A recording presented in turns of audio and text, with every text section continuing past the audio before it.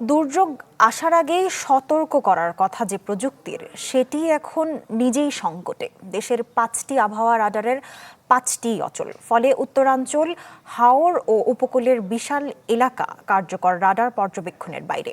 তবে দ্রুত ঢাকা ও রংপুরের রাডারগুলো চালু করা হবে বলে জানিয়েছে আবহাওয়া অধিদপ্তর। আবির হোসেনের রিপোর্ট, ক্যামেরায় ছিলেন কৃষ্ণ সরকার। দেশ জুড়ে এখন সক্রিয় মৌসুমি বায়ু, কোথাও ভারী বৃষ্টি, কোথাও আবার তাপপ্রবাহ। কয়েকটি জেলায় ইতোমধ্যে জারি করা হয়েছে বন্যা সতর্কতা। ভোগান্তি ভুলে চলে আসুন রিগালে। ওয়ারেন্টি সহ স্টাইলিশ কালেকশন নিয়ে রেডি রিগাল ফার্নিচার। প্রকৃতির এমন বৃষ্টি, মেঘ, শিলাবৃষ্টি, বাতাস ও ঝড়ের গতিপথ সম্পর্কে তথ্য দেয় আধুনিক রেডার। দুর্যোগের নির্ভুল পূর্বাভাসের জন্য যা বিশ্বের সব দেশেই অপরিহার্য।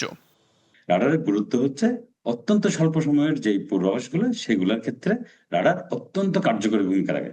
শুধু অত্যন্ত কার্যকরী ভূমিকা বললে হবে না, স্বল্প মেয়াদী পূর্বাভাসের মেরুদণ্ড হচ্ছে রাডার। তাই রেডার শুধুই একটি প্রযুক্তিগত অবকাঠামো নয়, বরং জাতীয় দুর্যোগ ব্যবস্থাপনার অন্যতম প্রধান নিরাপত্তা ব্যবস্থা। কিন্তু বাস্তবতা হলো, বাংলাদেশের আবহাওয়ার পূর্বাভাস দেওয়ার জন্য যে 5টি রেডার রয়েছে, তার সবগুলোই এখন অচল।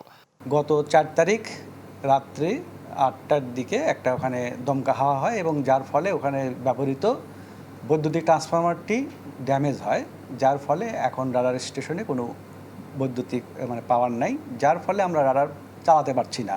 পিডব্লিউডির ইঞ্জিনিয়ারদেরকে আমরা এটা অবহিত করছি চিঠি দিয়ে এবং তারাও ইনিশিয়েটিভ নিয়েছেন। মৌলভীবাজার, কক্সবাজার ও পটুয়াখালীর রেডার কাজ করছিল না বহু বছর ধরেই। গেল 1 মাসেই কার্যক্রম বন্ধ রংপুর ও ঢাকার 2টি রেডারেরও।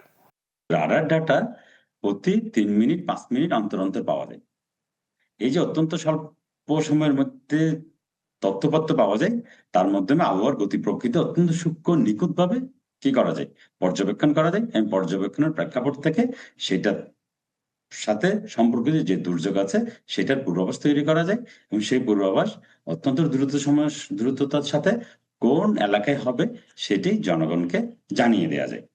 এই বিশেষজ্ঞের মতে, প্রয়োজনের অর্ধেক লোকবল নিয়ে কার্যক্রম পরিচালনা করছে বাংলাদেশ আবহাওয়া অধিদপ্তর। আবির হোসেন, চ্যানেল 24, ঢাকা।